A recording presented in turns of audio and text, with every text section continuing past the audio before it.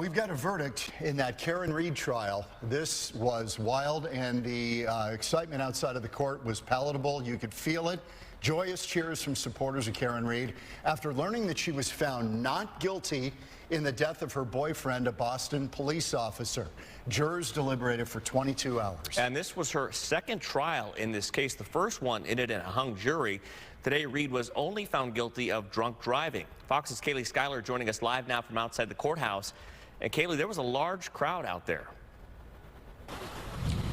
Hi, John and Mark. So for most people, being found guilty of an OUI would be a pretty bad day. But for Karen Read, she had hundreds of supporters cheering and celebrating because she was found not guilty of second-degree murder and manslaughter. Now, I was standing in that crowd as we were waiting for Read to walk out of the courthouse, and I saw people start to cry and embrace. So I asked some of them, why is this so emotional for you? And they said that they have been along for the ride with her through the last trial and then this one. And Read came out of the courthouse and said she felt that support. I could not be standing here without these amazing supporters who have supported me and my team financially and, more importantly, emotionally for almost 4 years. And the second thing I want to say is no one has fought harder for justice for John O'Keefe than I have. So Read's boyfriend, John O'Keefe, was found dead in the snow in January 2022. His body was laying on the front lawn of another cop's home. Throughout the trial, Read's defense team says she was framed as part of a law enforcement cover-up, saying she dropped O'Keefe off for a late-night party at that home, and inside, other law enforcement officers beat O'Keefe up and then threw him out in the snow. But prosecutors countered that, saying Read and O'Keefe had a toxic relationship, and after a night out drinking, Read backed an SUV into O'Keefe in a drunken rage and then left him to die. In Read's first trial, the jury was hung and a mistrial was declared on day 5. But today, on the 4th day of deliberations, a jury finally reached an agreement on her charges. Now, Read's sentencing happened right after the verdict was announced, and she faces 1 year of probation. But on the flip side of things, the prosecution did not speak on the mic after the verdict was announced. But some witnesses released a statement after the verdict saying that their hearts are with John O'Keefe and the whole O'Keefe family.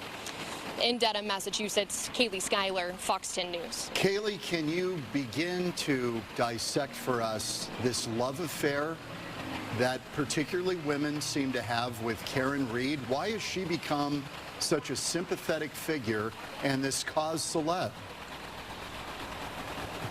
It really is so interesting, John. And even during the first trial, you know, there was a similar sort of crowd out here, not as many as there were this time. And I asked people, I said, you know, do you guys not have jobs? How are you able to be here for weeks on end? And some people said that they took leave from work just to stand out here and support. And a lot of them said they just want to support a woman who they think is being framed for a crime. So it really does seem like she has grabbed the hearts of people around the country. I mean, some people said they flew from California, Florida, Utah. So people have come a long way just to stand out here, sometimes in the rain, and support her. And it's really been such a symbol for every time that Read walks in and out of the courthouse, they were throwing up that I love you in sign language.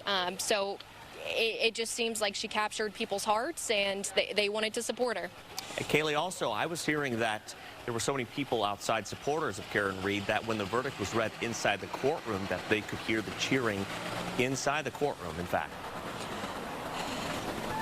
So actually, throughout the course of testimony, there was a buffer zone here outside of the courthouse, and that's because during the first trial, when jurors were deliberating, there were reports from inside the courthouse that they could hear the supporters chanting from across the road. So it was interesting that now, as they got into jury deliberations this time, that they were able to get a little bit closer, and that's why they were, you know, saying "I love yous" in sign language, because if they yelled, they were going to get in a lot of trouble. But, they came out and they said it still feels like a dream as they were walking to the car. And you just can't imagine, after years and years of, hearings and sitting through 2 trials now, what that feels like. Wow. Kaylee Schuyler, nice work out there. Thank you tonight from Massachusetts.